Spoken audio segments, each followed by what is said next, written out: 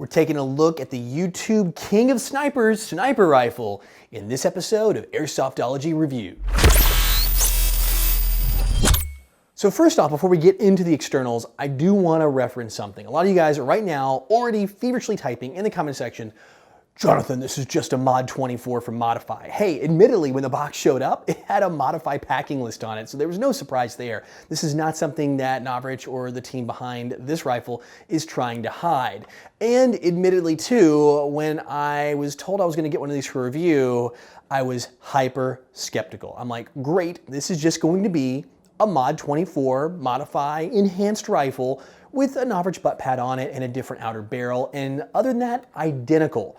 Well, I'm gonna tell you right now, before we dive any deeper into this review, I was incredibly wrong, and I'm gonna tell you why and what's different, because I was able to get a hold of a Mod 24 and do a side-by-side with this rifle.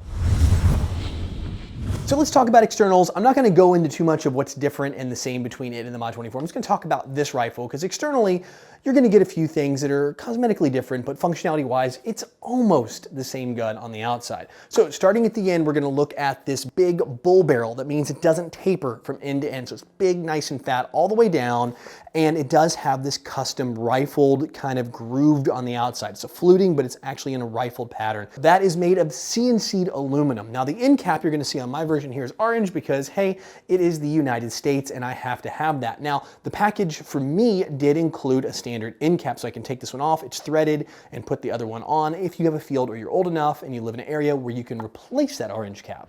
Moving on down cosmetically, we do have this rail on the top. It is an extended rail. It's actually a little longer. You've got sections in the front and the rear, no sections in the middle. Again, there is a full rail on his website if you want to do an upgrade to add those, but you're not going to need it because usually your scope rings are going to sit here and here anyway. Nice rail. It does give you a good 4 extra sections over most standard sniper rifles. I do like that. Again, everything here we're talking is CNC. So this is CNC'd aluminum on this portion. Also, it's held in place by 4 screws. So obviously thinking in mind what Novritsch does with the camcording, you've got a big scope and then you have a big camera on top of that, one to make sure this thing didn't move or wobble. So with those 4 screws instead of a typical 2, you're not gonna have any issues with this rail coming off during gameplay. Rounding on out, you do have this steel cylinder here etched with the custom logo. Mine is number 60 right here with the Novritsch SSG24 here logo on the side. Other side's open, exposing the steel cylinder, which we're gonna talk about when we get into the internals. I'm gonna kind of round that one out. Bolt back here does have a standard nice steel bolt on it. Good feel, nice and solid. It's not gonna come off. Again, extra ones, you can customize it. Again, all those are already in the shop, ready to go. And a good safety here with a fire and safe. Nice positive click in between the two. Moving on, and I guess now's the time better than any to talk about the body. It is glass reinforced polymer. So we're talking high strength here. So if you do take that dive, you're running around going crazy in the battlefield, you're not gonna shatter or break the stock. It's also 7 millimeters thick throughout with reinforcements. Now you would think because of that thickness, you're gonna deal with some weight issues, but I will tell you right now, we're gonna talk about that. It's not that heavy. I know in some of Novritsch's videos, I was kind of prepared for something a little different because he was talking about, oh, this sniper rifle is so heavy compared to my Marui, and it's not. It's not at all. In fact, this thing's maybe 4 pounds. I don't know, I'm guessing here, maybe 4 or 5 max.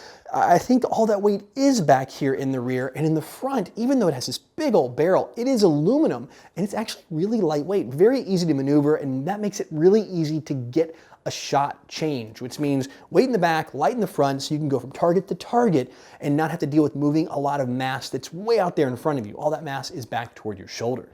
And as promised, rounding it out, the butt pad here and the adjustable length of pull, I guess you want to call it that. All these pieces are CNC'd, steel and aluminum. I think there's some aluminum in this as well. It does lock in place. It is fully adjustable, so if you are short or long, however you like it, you're gonna be able to get that in there no problem. And at the very end of the butt pad, this one is customized with the Novritsch logo on it. This one, it does look really nice, has a good texture to it, and that extra Novritsch actually does seem to give you a little more grip in there because of how raised it is. And again, of course, a really nice, big, thick rubber butt pad. The metal is just maybe about 2/3 of a centimeter, with the rest of this you see here on the end being all rubber. Moving on down the bottom before we round everything out, we do have a sling attachment point here in the back and 2 in the front, believe it or not. They actually give you two up here on this, one of which is actually a screw to hold the barrel assembly in, as well as two other screws, one behind the trigger and one over here in front of the magazine, or behind the magazine and before the fake magazine area, so right in the middle. But yeah, one of those. There's 3 points of attachment we're looking at to hold this barrel on instead of your typical 2. Again, built to reinforce. These are kind of the things that Novritsch was looking at when he decided to build a rifle. But you do have 2 swivel sling attachment points here, so you don't have to put it into the screw that's holding the barrel on. You can put it in the other one, which is nice. And then of course one in the back that goes in the stock. Also with the stock, there's plenty of room in there, so if you guys are going to replicate what he does and you're going to do one of those sniper cams and you want to have an external battery for that sniper cam, you will have room in here with a little modification to chop the actual bolts. These 2 bars that go down, they do extend kind of deep for reinforcement, but you can actually chop those off internally to give you a little extra room if you want to go with a bigger battery. And one last thing on the externals, there is the double stack magazine. It is 28 rounds, which is actually a pretty darn good capacity for a sniper rifle. Tons of actual BBs in here, considering you're doing those single shots. And one other thing I like about this a lot, I want to show you guys, I didn't show you that on video, is when it goes in, it locks in positively. You have a latch here on the front, and you take it and it drops down.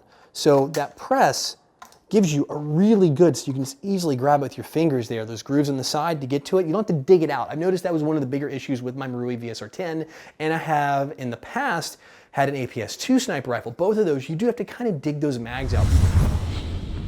Moving on to the internals, I am going to talk about the hop-up arm, which is still kind of an external thing, but that is an internal component. Hop-up adjustments right here over on the left-hand side of the rifle, where if you're a righty, your left-hand thumb is going to be, so you can make those adjustments. It is difficult to move, but that is a very good thing. It's not going to walk out on you at all. Its axe sticks up, it's flared toward the end. It does get a little sharp there if you really got to move it, because it is difficult to move. But again, like I said, it's not going to be accidentally bumped because it's right there where your hand normally goes. If it wasn't stiff, you deal with the problem of accidentally moving your hop up in and out of position. But because this one is so stiff, it's going to lock into that position you pick, no problem at all.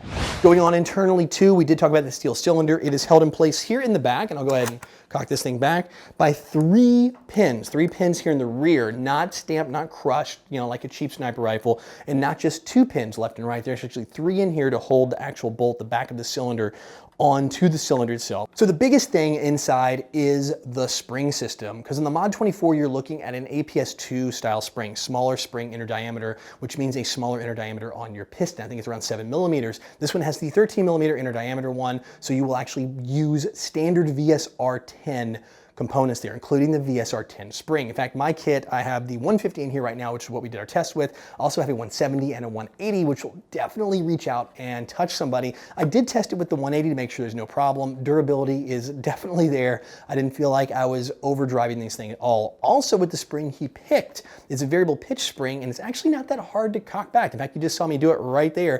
I do have a 150 in here, so it's nice and easy. Again, the piston is anodized. You've got a massive, big, huge piston head on there, that big cup seal, tons of air seal. In fact, compression, mine did not ship with the spring. I actually picked the spring to put in it once I opened the box. So I know this thing wasn't even pre-tested before I got it, which was great.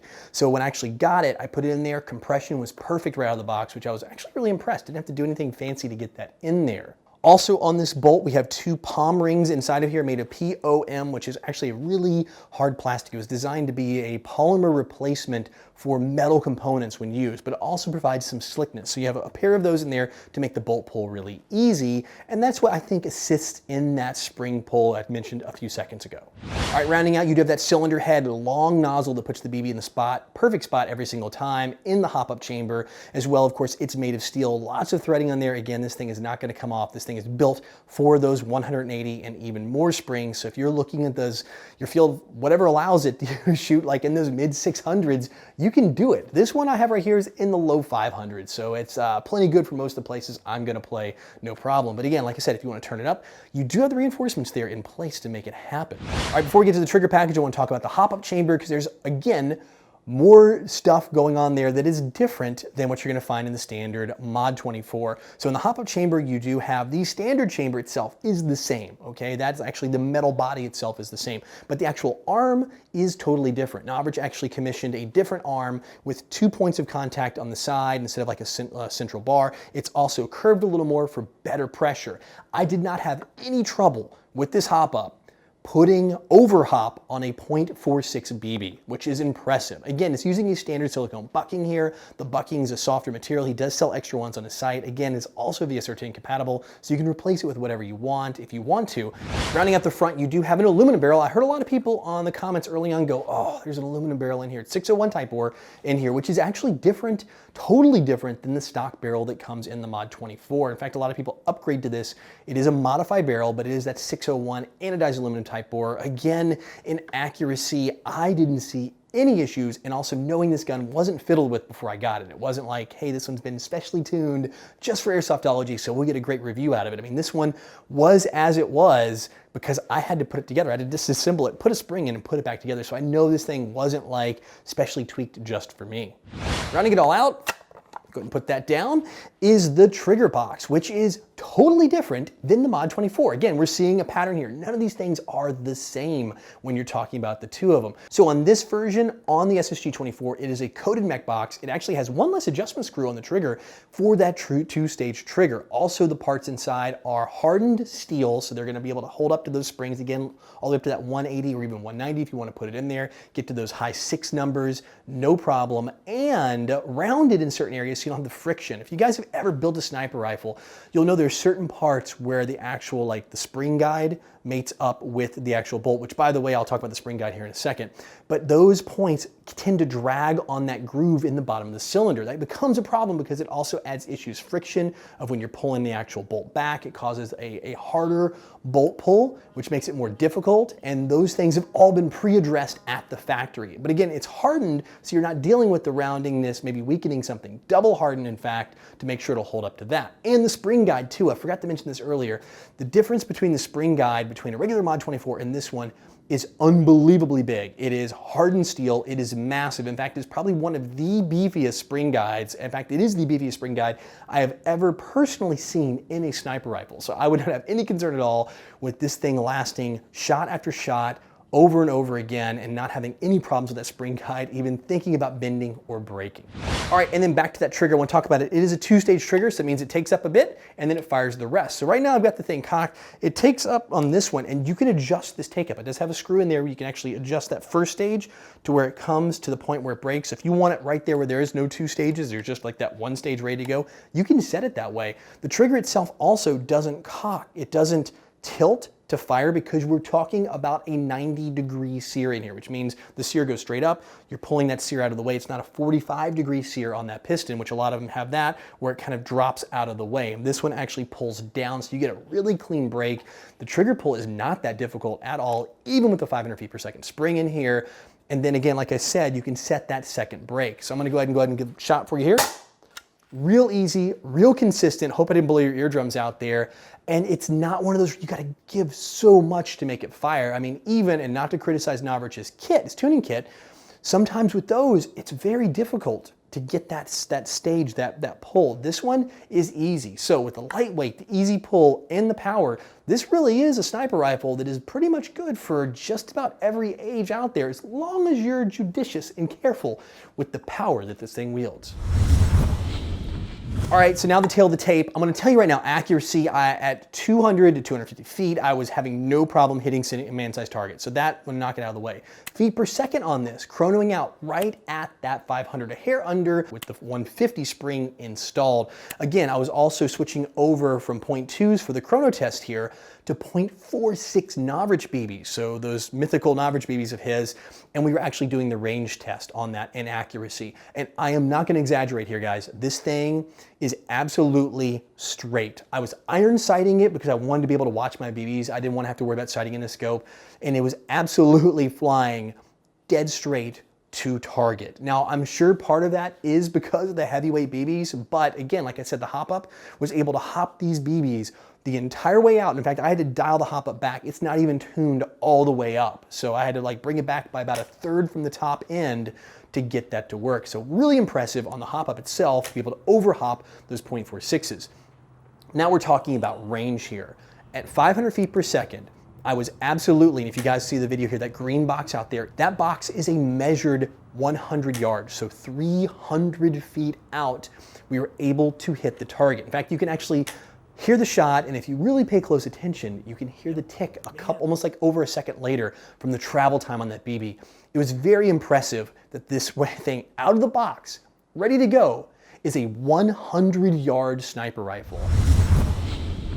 So of course, with anything, now is the kind of the bad news, I guess. It's kind of the price and lead time and things like that. Because these are made in smaller batches, there is a bit of lead time. So right now there is a wait on it. And I think the release is going to be today, March 1st, if you guys are watching this right when it comes out. Now, if you're not watching it comes out in the future, definitely go check out Novrich's site. They're probably going to be in stock. But the price point, early versions were $460. There is talk on his website that they're going to jump to $500 once they release on March 1st. The second release of them is going to happen with the tapered barrel on it. But even at $500, with everything ready to go, out of the box, being a 100-yard accurate shooting sniper rifle, this is an impressive price point. And I'm sure there are going to be some of you that are going to go, Jonathan, I can go buy a $100 body like JG Bar 10, and I can go throw $150 parts in there, and I can get a 100-yard sniper rifle. And that's cool. You know, that's buying this part and that part and really knowing what you're doing. And I totally respect that. But also, for a lot of us out here that are not the best sniper techs on the planet, to be able to get something out of the box for $500 US, or a little under even if you got on this thing a little early, it's pretty darn impressive. I'll be honest, one of the better, if not, I don't want to say best, but I almost am going to say best, shooting sniper rifles I've seen, and definitely, absolutely the best sniper rifle out of the box for a commercially produced sniper rifle, not a custom tuned one, that I have seen to date, which is very impressive considering I came into this highly skeptical. Definitely take a look at the Novritsch SSG24. I am pretty disappointed I'm not going to be able to hang on to this one for later. I mean, I'll be honest, there's a lot of guns that I'm like, okay, it's cool, it's going back. This one, I'm really disappointed I'm not going to be able to keep it. But the good news is, I'm probably going to be a customer here soon myself. So guys, definitely check this out. Of course, as always, I have a link to this product in the description below. So if you guys want to learn more about it or pick one up yourself, I will have that all ready for you.